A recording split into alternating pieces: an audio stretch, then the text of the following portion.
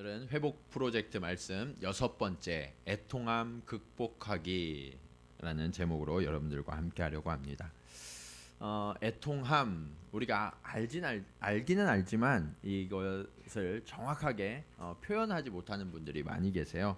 그래서 사전을 찾아보니까 이 애통함의 의미에 대해서 이렇게 설명합니다. 몹시 슬퍼하고 가슴 아파하다. 우리가 살아가다 보면 슬픈 일을 만날 때가 있죠. 그런데 이 슬픔이 너무나 커서 감당할 수 없는 답답함으로 다가올 때가 있어요.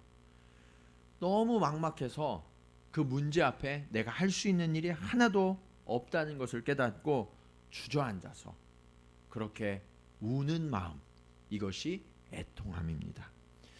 여러분들도 살아가다 보면 그럴 때가 있잖아요. 누구에게 말해도 아무도 내 마음을 이해해주지 못하고 나를 받아주지 못하는, 그래서 너무나 답답한데 이것을 토해내려고 해도 토해낼 데가 없을 때, 그때를 애통함이라고 이야기해요. 그런데 성경은 이 애통함을 하나님께서 치유해 주신다라고 말씀하세요. 우리의 마음 속에 있는 이 애통함, 원통함, 이 아픔, 이것을 누구보다도 잘 아시는 분이 하나님이십니다. 우리를 지으신 하나님께서 우리를 주목하실 뿐만 아니라 하나님께서 직접 저와 여러분을 그 애통함으로부터 치유해 주시는 이 아침이 되기를 간절히 축원합니다. 우리는 어떻게 하면 우리의 애통함으로부터 자유케 될 것인가? 오늘 말씀을 통해서 함께 은혜를 나누기를 원합니다. 첫 번째로, 마음이 애통하면 즐거움을 느끼지 못해요. 오늘 본문의 주인공은 한나라는 여인이었습니다. 지금 이 여인이 있는 자리는 어디냐면 잔치 자리였어요. 여호와의 절기가 와서 온 이스라엘 백성이 실로라는 성소에 모여서 하나님 앞에 제사를 드리고 기뻐서 잔치를 벌이고 아름다운 일들과 풍성한 것으로 함께 나누면서 아주 즐거운 시간을 보내고 있었어요. 그런데 모두가 즐거워하는 이때에 한 여인만큼은 마음이 너무너무 고통스럽고 아픈 거예요. 아무리 사람들 속에 들어가서 잔치 음식을 먹고 또 술을 마시기도 하고 사람들과 막 떠들기도 하는데 그것이 하나도 위로가 되지 않는 거예요. 즐거움이 되지 않는 거예요. 오히려 내 앞에 있는 사람들이 그렇게 즐거워서 이야기하는 이야기를 들어보니까, 그리고 그들의 모습 속에 있는 그런 미소를 보니까 오히려 더 나는 외로워지고 더 고통 속으로 깊이 빠져드는 거예요. 누군가는 나를 이해해 주겠지 하고서 옆에 조금 붙어서 이야기를 나누려고 해도 아무도 진심으로 나를 대해주는 이가 없어요. 오늘 본문의 한나가 딱 그런 상황 가운데 있었어요. 그래서 이 한나가 너무 힘들고 너무 고통스러워서 더 이상 그 잔치 자리, 사람들이 웃고 떠드는 그 자리에 함께 있을 수가 없는 거예요. 조용히 몰래 일어나서 나와요. 밖을 하염없이 거닐다가 어느 곳을 딱 보게 됐는데 그곳이 여호와의 전이었어요. 여호와의 전에 들어가서 하나님 앞에 기도라도 하면 좀 좋아질까 하고 기도하고 있는데 뒤에서 누가 이렇게 두드리는 거예요. 누군가 하고 봤더니 대제사장 엘리였어요. 여러분, 지금 한나가 왜 왔어요? 너무 애통하고 너무 힘들어서 지금 이 답답한 마음을 하나님께라도 좀 토로하려고 왔는데 그 성전의 제사장인 엘리가 뭐라고 그래요? 이 여자 왜 술 취해서 여기에서 이러고 있어? 예, 지금 성경은 조금 고상한 언어로 써 있지만 딱 그거예요. 이 여자 술 취해가지고 여기에서 뭐 하고 있는 거야? 예. 이 이야기를 들었을 때 한나의 마음이 어땠을까요? 안 그래도 힘든데, 울고 싶은데 더 깊은 고통으로 빠져들어가고 있는 거예요. 여러분, 이처럼요, 우리는 누구에게서도 위로를 얻지 못해요. 심지어는 하나님의 사람으로부터도 위로를 얻지 못할 수가 있다는 거예요. 하지만 엘리에게도 그럴 만한 이유가 있었어요. 엘리가 볼 때 여인 혼자서 이렇게 성소에 들어와서 기도하는 일이 많지 않은데 특별한 일이어서 그랬는지 엘리가 이 여인을 주목해서 쳐다봤어요. 그런데 유대인들이 평소 기도하는 모습과는 전혀 다른 모습이에요. 마치 술 취한 사람처럼 축 늘어져 가지고 혼자 뭐라고 중얼중얼 하는데 도저히 기도하는 거라고 생각되지 않는 거예요. 지금이 어느 때냐면 여호와의 절기예요. 그래서 많은 사람들이 지금 와서 즐겁게 지내고 또 술에 취한 사람들이 밖에 너무나 많이 있었거든요. 그런 사람들이 와서 지금 있었기 때문에 엘리는 한나도 그런 여인 중에 하나가 와서 지금 오히려 기대어서 이렇게 늘어져서 자고 있는 거 아니야? 술주정하고 있는 거 아니야? 그렇게 생각을 했던 거죠. 가나안 땅은 물이 좋지 못해요. 그래서 그냥 물을 마실 수 없기 때문에 독일 사람들이 맥주를 많이 마시듯이 포도주를 담가서 그것을 물 대용으로 마셔요. 그런데 잔치나 또 절기 때는 그것을 좀 더 많이 마시게 되는 거죠. 그러다 보니까 아무리 알코올 도수가 낮아도 많이 마시면 어떻게 돼요? 취하게 되는 거죠. 예수님도 성경에 보면 가나안 혼인잔치에 초청받으셔서 가셨다가 물로 포도주를 만드는 기적을 베풀어 주시기도 하셨잖아요. 이처럼 이 가나안 지역은, 팔레스틴 지역은 물보다 포도주를 마시는 것이 그냥 일상이었던 거예요. 그러니까 엘리가 그렇게 오해하는 것도 충분히 있을 만한 일이었다는 거죠. 어쨌든 안 그래도 슬프고 원통하고 분한데 엘리가 그렇게까지 말하니까 마치 돌에 맞은 것처럼 이 한나의 마음은 더 고통스럽고 너무나 힘들었을 것이 분명해요. 이 분하고 원통한 마음을 폭발시키지 않은 거예요. 네. 그리고 부드럽게 자신의 마음을 표현합니다. 여러분, 한나가 스스로에 대해서 지금 뭐라고 이야기해요? 나는 어떤 여자라고요? 슬픈 여자다. 네. 마음이 슬픈 여자다라고 이야기해요. 네. 그전에는 이 마음을 열어서 이야기하지 않았는데 이 엘리의 다가옴으로 인하여서 마음을 열고 이야기하기 시작하는 거예요.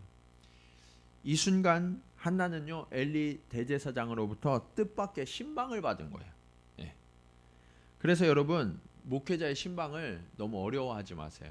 네, 제가 신방 받으시라고 신청하시라고 그랬더니 별로 신청 안 하세요.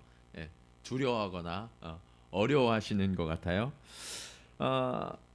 목회자에게 여러분의 어려움과 고통, 슬픔 이것들을 열어서 이야기하는 것은 자연스러운 일이에요. 세상에 다른 사람들한테 이야기하지 못하는 것, 나의 진실한 이야기들, 그것을 목회자에게 하실 수 있어야 하고 또 하셔야만 해요. 제가 가끔 신방을 하긴 하는데 신방을 할 때 아주 불편한 성도가 있어요. 그러니까 성도가 저를 불편해하는 게 아니라 제가 성도를 불편해하는 경우가 있어요. 그게 언제인 줄 아세요? 저는 분명히 보이는데 이분이 진실된 이야기를 하지 않는 거예요. 지금 너무 힘들고 너무 고통스러운데 괜찮은 것처럼 포장해서, 네. 그리고 너무 아프고 너무 고통스러운데 전혀 그렇지 않은 것처럼, 네. 웃으면서 그렇게 저희를 맞이하고 이야기할 때 그 마음을 알기 때문에 너무나 안타깝고 힘이 들어요. 여러분, 목회자에게만큼은 여러분의 삶을 다 열어서 이야기해 주셔도 되고요. 또 그래야만 해요. 그렇다고 그래서 제가 여러분을 결코 이상하게 생각하지 않아요. 어떠한 상황 가운데 여러분이 처해 있더라도 그것을 다 진솔하게 이야기해 주세요. 그리고 제가 분명히 약속드리는 것은 여러분이 저에게 하신 이야기는, 저나 저의 아내에게 하신 이야기는 절대로 다른 분에게 옮기지 않아요. 그러니까 안심하시고 이야기하세요. 예. 저희는 여러분을 돕기 위해서 존재하는 사람이에요. 예. 목회자가 존재하는 목적이 뭐냐? 성도의 아픔과 슬픔을 위로하고 하나님께 기도하기 위해서 존재하는 사람이 목회자거든요. 그래서 저는 여러분들이 거리감을 갖거나 어려워하지 않도록 가끔 이렇게 표현할 때가 있어요. 제발 저를 애용해 주세요. 예. 그래서 목회자를 애용하실 줄 아셔야 돼요. 예. 우리 속담에 이런 거 있죠? 우는 아이 뭐 준다고요? 젖 준다고. 예. 자꾸 오셔서 이야기하세요. 그리고 여러분의 아픔을 그냥 다 열어서 말씀하셔도 괜찮아요. 오늘 한나는요, 엘리와 이 신방을 한 거예요. 예. 그러면서 자신의 마음을 열고 자신이 왜 그럴 수밖에 없었는지, 내가 왜 슬픈 여자인지, 마음이 슬픈 여자인지를 설명해요. 여러분, 이 한나의 마음 상태가 지금 어떠냐면 원통해요. 뿐만 아니라 격분되어 있어요. 분노가 가득한 거예요. 그래서 본인이 악한 것처럼 보일 수 있는데 나는 사실 악한 것이 아니라 내가 억울한 게 많아서, 원통한 게 많아서, 그래서 화나는 일이 많아서 이런 거입니다 라고 지금 이야기하고 있는 거예요. 이것처럼요, 원통한 일이 많거나 분한 일이 많으면 악한 것처럼 보일 수 있어요. 아, 저 사람 왜 저렇게 악해? 그런데 사실은 그게 오해일 수 있다고요.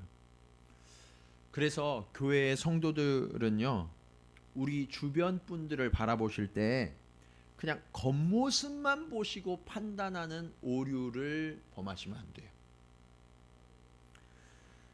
사실은요, 그분의 내면에 감춰진 아픔을 볼 수 있어야 진짜 성숙한 성도예요. 겉으로 말이 세신 분들이 있죠. 그리고 무슨 말만 하면 아주 격하게 말씀하시는 분들이 있죠. 네. 그리고 좀 화가 많으신 분들. 그러면 그런 분들 가까이 가기가 편해요, 어려워요? 어려워요.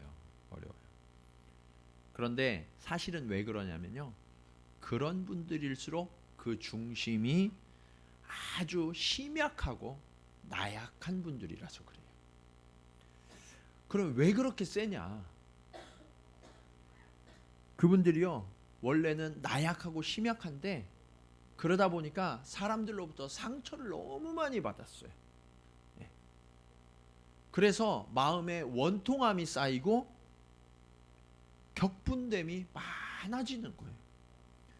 그러니까 상처가 너무 많아서 그런 거예요. 여러분, 상처가 많은 분들의 특징은 뭐냐면 그 상처를 뭐로 덮냐면 가시로 덮어요. 날카로운 가시로. 좀 양털 같은 걸로 덮으면 좋잖아요. 그런데 상처가 많은 분들은 양털이 덮이는 게 아니라 가시가 덮여요. 그래서 조금만 나를 향해서 누군가 눈빛이 이상한 것 같다, 그리고 무슨 말을 하는데 그게 나에 대한 공격인 것 같다라고 느껴지면 어떻게 돼요? 그 가시를 바짝 세워요. 가까이 오지 말라고 경고하는 거죠. 사실은 그렇게 하지 않으셔도 되는데 자신도 알아요. 근데 나도 모르게 가시가 세워져요. 자꾸만. 그러다 보니까 점점 외로워져요. 사람들과의 관계도 점점 불편해져요. 그러면서 이해받지 못하고 오해가 점점 커지니까 더 깊이 더 많이 아파지는 악순환이 우리 삶 속에 일어나게 되죠. 그래서 어떻게 해야 되냐? 우리의 날카로운 신경과 가시를 뽑아내는 일을 해야 돼요. 이제 그런 일들을 멈추셔야 돼요. 그래서 여러분 스스로 생각할 때 내가 좀 예민하다, 나는 좀 가시가 많은 것 같아, 나는 좀 분노가 많고 공격적이야 그러는 분들은 오늘부터 그 일을 멈춰야 되겠다 하는 결단을 하시기 바랍니다. 네. 그러면 우리가 어떻게 해야 그 가시를 뽑아낼 수 있는가? 그것이 오늘 말씀의 두 번째 교훈이에요. 두 번째로 마음이 애통할 때 우리는 기도해야 합니다. 네. 뭐 해야 된다고요? 기도하셔야 돼요. 여러분, 마음이 너무 아프고 답답할 때 주님 앞에 나가야 되겠다 하고서 나가는 경우들이 있죠. 그런데 그렇게 너무 힘들 때 주님 앞에 나가면 기도가 잘 돼요, 안 돼요? 안 돼요. 잘 돼야 정상인데 안 되더라고요. 너무 힘들고 너무 답답하면 기도의 자리에 앉아 있어도 딴 생각만 나고 기도의 언어가 나를 지배하지 못해요. 자리에 앉아 있지만 진짜 기도가 안 돼요. 한나도 오늘 그랬어요. 기도의 자리에 왔는데 기도가 안 되는 거예요. 마음이 너무 애통해서 기도할 때도 소리가 입 밖으로 나오지 않아요. 유대인들은 소리를 내면서 기도하거든요. 평생 그렇게 배웠어요. 그런데 오늘만큼은 그 기도가 안 되는 거예요. 소리가 입 밖으로 한마디도 나오지 않는 거예요. 그럼에도 불구하고 이 한나가 잘한 게 있어요. 많은 분들이 실수하는 건데요. 기도가 잘 안 되면 여러분 어떻게 하세요? 네. 자꾸 뭐 생각하는 척 하지 마시고 여러분들 기도 잘 안 될 때 어떻게 하세요? 네. 그렇죠. 일어나서 가버리죠. 네. 솔직하셔서 감사합니다. 기도가 안 된다 그러면 사람들이 일어나서 집에 가요. 거기에 실패하는 이유가 있는 거예요. 그 장벽을 넘어서야 되거든요. 그걸 뚫어야 되거든요. 그런데 한나가 그걸 한 거예요. 거기에서 버티고 서 있었어요. 물러나지 않고 그 기도의 자리를 끝까지 지켜냈던 거예요. 왜 그럴 수 있었냐? 한나는요, 사람들에게 둘러싸여 있었죠. 심지어 거기에 남편도 있었어요. 가족들이 있었어요. 그러나 누구로부터도 이해받지 못하고 있었어요. 그래서 사람으로부터는 내가 이해받을 수 없구나. 그것을 너무나 잘 알았어요. 그래서 어떻게 해서든지 하나님으로부터 오는 위로를 얻고자 그 자리를 지켜냈던 거죠. 여러분, 이것이 한나가 회복되고 치유를 얻은 핵심적인 이유예요. 기도하다 보면 너무나 고통스럽고 너무나 힘들 때 어떻게 해야 되냐면 그 아픈 것 그대로 이야기하시면 돼요. 저는 시편의 다윗의 기도를 굉장히 좋아하는데 이 다윗이요 어느 정도 진솔하게 하나님 앞에 기도를 하냐면 기도는 대화잖아요. 그러니까 하나님 앞에 하나님 저 원수들의 일을 몽땅 뽑아주세요 이런 기도를 하더라고요. 그래서 제가 기도하다가 그렇구나. 하나님 앞에는 솔직해야 되는 거예요. 솔직하게. 나는 원수가 너무 밉고 너무 힘든데 하나님 원수를 사랑하게 해주세요. 그러니까 안 되는 거예요. 처음에는 그 원수를 향한 내 마음을 그대로 다 이야기하셔야 되는 거예요. 한나가 지금 그것을 하는 거예요. 너무너무 힘들고 너무 고통스러운 이야기를 그대로 다 이야기해서 하나님과 내가 지금 소통하고 교제하고 있습니다 라고 이야기하는 거죠. 비록 소리도 안 나요. 눈물만 흘러요. 그러나 그 자리에서 여러분이 하나님과 마음이 통하면 하나님의 치유가 임하는 줄로 믿으시기 바랍니다. 여러분, 주님이 뭐라고 말씀하시냐면 이제라도 금식해라. 사람의 소리, 욕망의 발걸음을 그치고 하나님께 집중해라 라고 말씀하세요. 여러분, 금식하면요 내 내면의 소리들이 사라지기 시작해요. 염려와 두려움도 사라져요. 금식을 3일쯤 하시잖아요. 그러면 누가 와서 옆에서 막 이 소리 저 소리 해도 안 들려요. 화도 안 나요. 왜냐하면 힘이 없어요. 하나님께만 집중할 수 있게 되는 거예요. 그리고 주님이 뭐라고 말씀하시냐면 울며 애통하라. 여러분 언제 주님 앞에 울면서 통곡하면서 기도해 보신 적이 있으세요? 언제가 마지막이었어요? 하나님 앞에 울며 기도하실 수 있어야 돼요. 꺼이꺼이 울면서 하나님 앞에 엎드려서 어린아이처럼 호소하실 수 있어야 돼요. 근데 우리가 왜 그걸 못하는 줄 아세요? 옆 사람들이 나를 이상하게 쳐다볼까 봐. 아, 저 사람 이상한 거 아니야? 저 사람 왜 저래? 아, 저 사람 저렇게 안 봤는데 하는 수치심과 자존심이 나를 자꾸 그렇게 하지 못하도록 절제시키는 거예요. 그래서 하나님을 만나지 못해요. 하나님의 치유와 하나님의 회복을 만나지 못하는 거예요. 나는 너무 아픈데, 나는 너무 고통스러운데 우리를 치유하시는 하나님 앞에 그것을 다 내려놓고 기도할 수 있어야 되지 않나요? 여러분, 그렇게 울며 애통하며 마음을 다하여 하나님께로 돌아가야 된다고 말씀하세요. 하나님이요, 우리의 마음을 이미 다 아시거든요. 하나님 앞에 그렇게 울며 애통할 때 주님이 우리를 안아주시고 이렇게 말씀하세요. 그래, 내가 너 다 알아. 그것이 겸손이에요. 겸손. 어떤 사람이 하나님을 만나는 줄 아세요? 하나님 앞에 겸손한 자, 하나님 앞에 깨어지는 자, 하나님 앞에서 철저하게 자신을 낮추고 무너지는 자, 그러한 사람이 하나님을 만나게 돼요. 어쩌면 우리가 더 겸손해지기 위하여서 더 깨져야 할지도 몰라요. 더 많이 부서져야 할지도 몰라요. 우리가 완전히 무기력해졌을 때, 나는 아무것도 할 수 없다고 깨닫는 순간, 그때 하나님이 정말로 필요한 분이 되는 거거든요. 내가 무엇이라도 할 수 있다고 느낄 때 우리는 하나님을 의지하지 않아요. 다른 방법이 있다고 생각할 때까지는 우리는 하나님께로 나가지 못해요. 그래서 우리는 철저하게 깨지고 철저하게 부서졌어. 나는 아무것도 남지 않고 오직 하나님만이 나의 힘과 능력이심을 고백하게 될 때, 그렇게 하나님께로 돌이킬 때 하나님이 저와 여러분을 만나주시고 회복시켜주심을 믿으시기 바랍니다. 그래서 이 애통한 마음, 이 고통은요, 하나님이 저와 여러분을 부르시는 초청장이기도 해요. 애통하는 자에게는요, 하나님이 반드시 위로를 더해 주신다고 말씀하세요. 그것이 축복이라고 말씀하세요.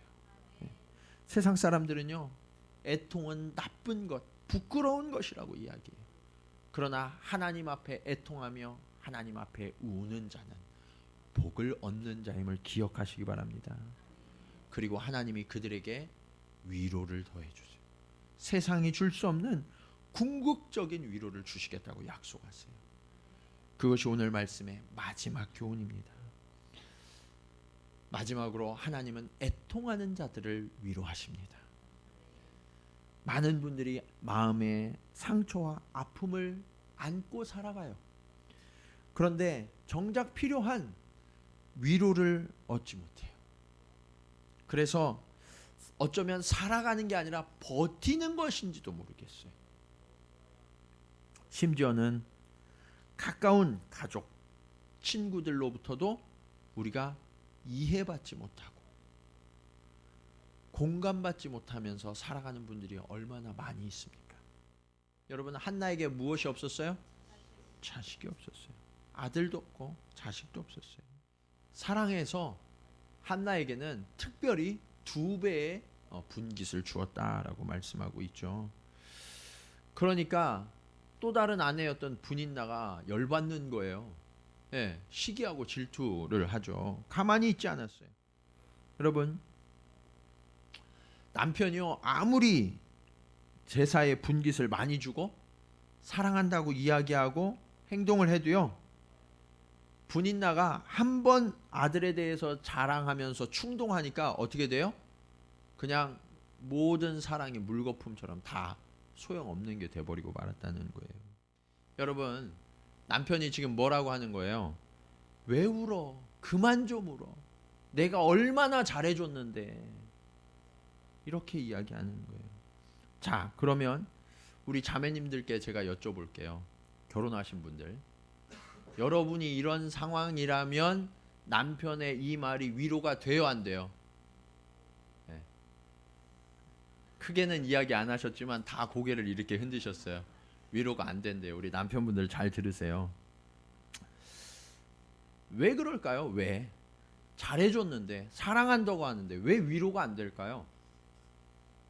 남편이 헛다리 짚은 거예요. 처음부터 하지 말아야 될 일을 했어요. 아내를 또 얻지 말았어야죠.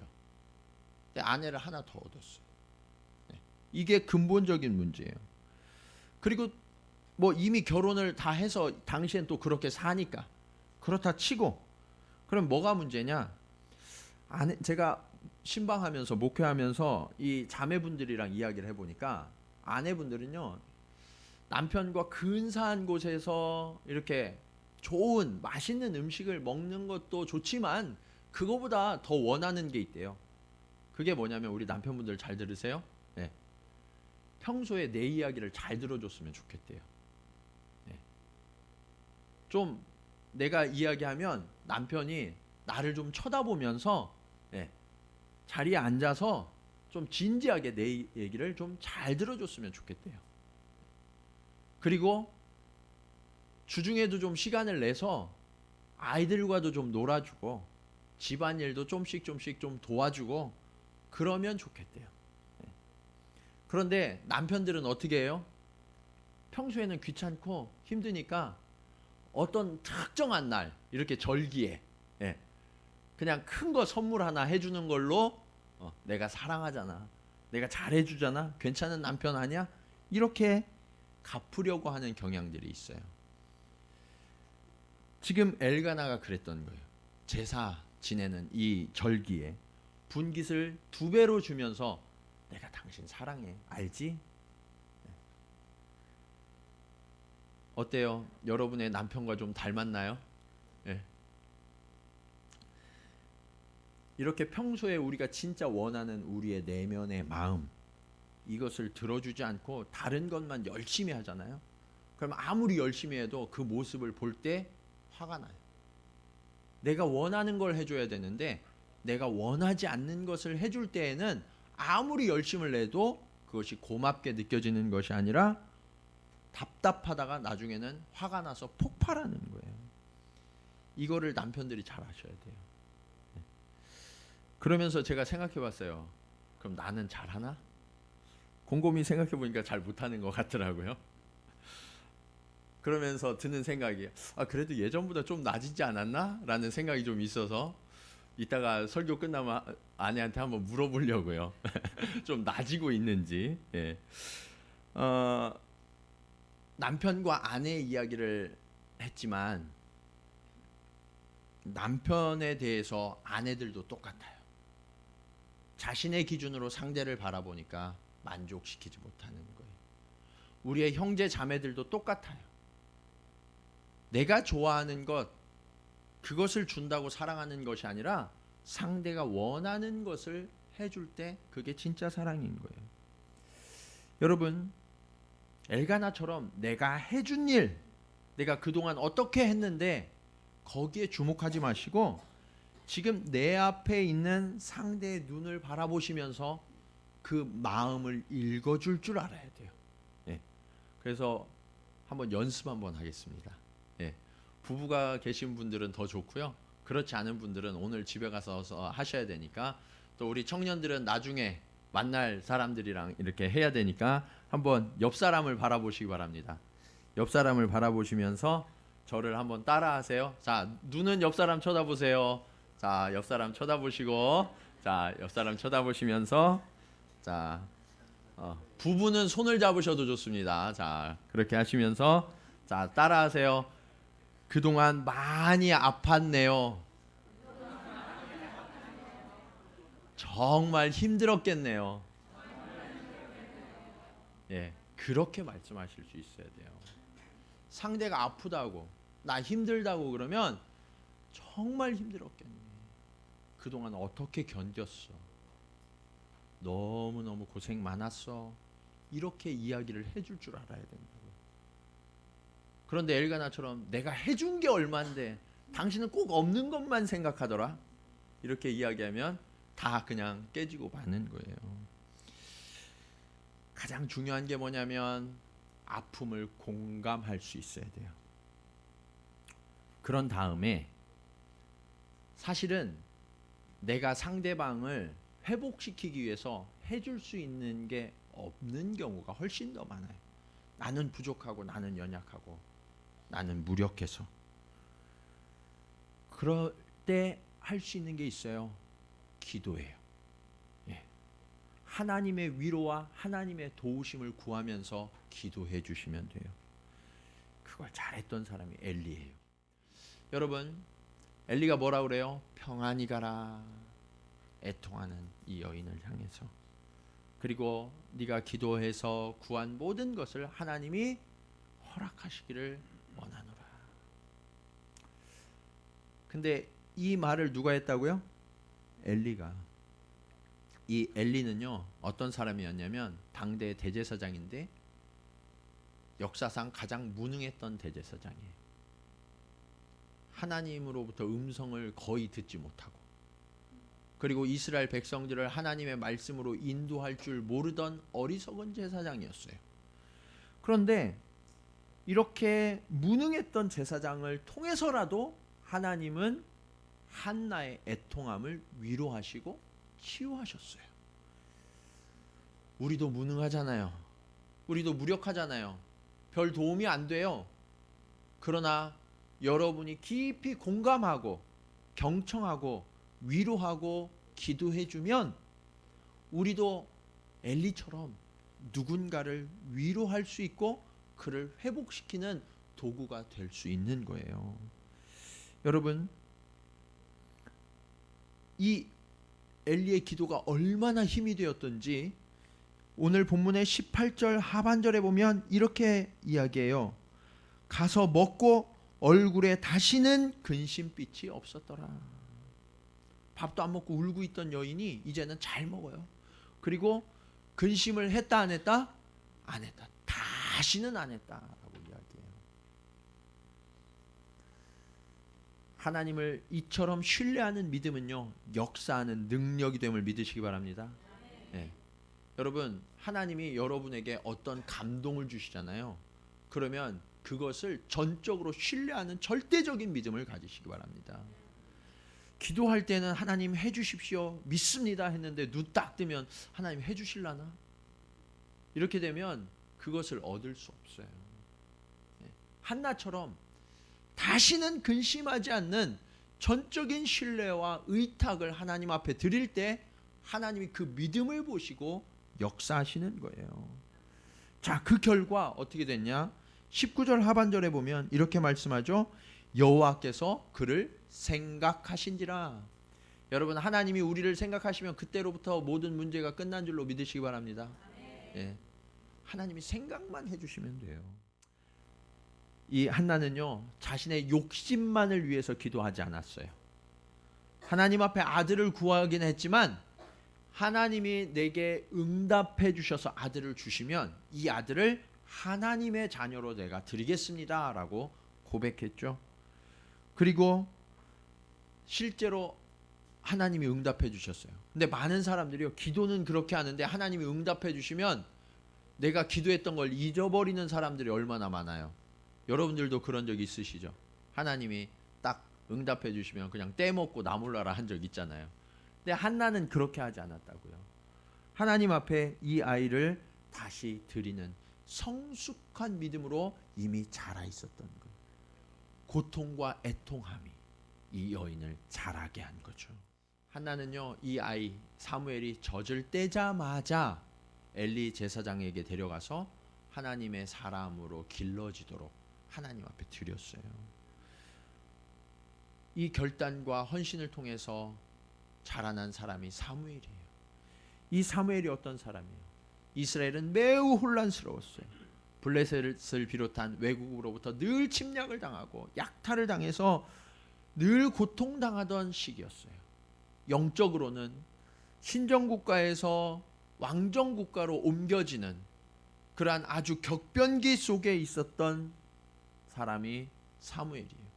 그런데 이 사무엘이 이스라엘의 이런 격변기를 아주 멋지게 감당해냅니다. 그래서 그를 통해서 사울왕과 다윗왕이 기름 부어 세워지고, 다윗왕을 통하여서 세상에 있는 모든 나라들과 완전히 구별된 하나님의 거룩한 나라가 세워지게 되는 거예요. 이 일을 이루어낸 사람이 누구라고요? 사무엘. 여러분, 이러한 위대한 일이 어떻게 이루어졌을까요? 한나가 원통함과 격분됨이 있었지만 그것을 악으로 갚지 않고 하나님 앞에 겸손하게 엎드렸기 때문이에요. 그리고 하나님은요, 이렇게 애통해하는 이 한 여인의, 불쌍한 여인의 기도를 들어주시고 응답하셨죠. 오늘 이 자리에도요, 한나처럼 원통하고 격분된 심령으로 애통하는 마음으로 주님 앞에 나오신 분이 계십니까? 세상에선 위로를 얻을 수가 없어요. 심지어는 나의 남편, 나의 아내로부터도 내가 구하는 위로를 얻지 못할 수도 있어요. 나를 낳아준 부모로부터, 내가 낳은 자녀로부터도, 나의 피를 나눈 형제들로부터도 위로를 얻을 수 없을지 몰라요. 이제 그 일들을 그만두세요. 사람들을 찾아다니고 상처 입고 가시가 많아지는 그 일을 이제 그만두세요. 그리고 하나님께로 돌이키시기 바랍니다. 그분 앞에 엎드려 기도하면 하나님은 작은 신음에도 귀 기울여 들으시고 응답하시며 저와 여러분을 위하여 위대한 일들을 행해 주신다고 약속하세요. 기도하실 줄 모르는 분들도 계시잖아요. 오늘 한나처럼 기도할 수 없는 상황 가운데 계실 수도 있어요. 그러나 그 기도의 자리에 그냥 엎드려서 하나님 앞에 통곡하여 드리기만 하면 성령께서 말할 수 없는 탄식으로 우리의 기도를 하나님께로 올려드리신다고 약속하고 계세요. 우리 주변에 혹시 또 이렇게 아파하고 힘들어하는 분이 있을 수도 있어요. 오늘 나는 엘리처럼 아무것도 해줄 수 없는 그런 무력한 사람일 수 있어요. 그때 여러분이 잠깐 시간을 내고 자리를 비워서 그분의 이야기를 경청해주고 그분을 위하여 하나님께 간구하는 것만으로도 그 영혼이 죽음에서 깨어나 하나님의 생명을 얻게 될 줄로 믿으시기 바랍니다. 하나님은 우리 공동체를 위로의 공동체로, 회복의 공동체로 묶어주셨어요. 우리는 늘 넘어집니다. 우리는 늘 상처를 받아요. 그러나 우리가 함께 주 앞에 엎드려 기도할 때 하나님의 회복과 하나님의 은혜가 우리에게 부어져서 우리는 다시금 일어날 힘을 얻게 돼요. 그리고 우리의 믿음이 점점 풍성하게 자라나서 누군가에게 그것을 나누어 줄 수 있는 넉넉한 사람이 되는 거예요. 오늘 이러한 하나님의 약속과 응답이 저와 여러분의 삶 가운데, 우리가 살아가는 모든 삶의 자리 위에, 우리 동경지구촌교회 걸음 위에 충만하게 되기를 주님의 이름으로 간절히 축원합니다. 기도하시겠습니다.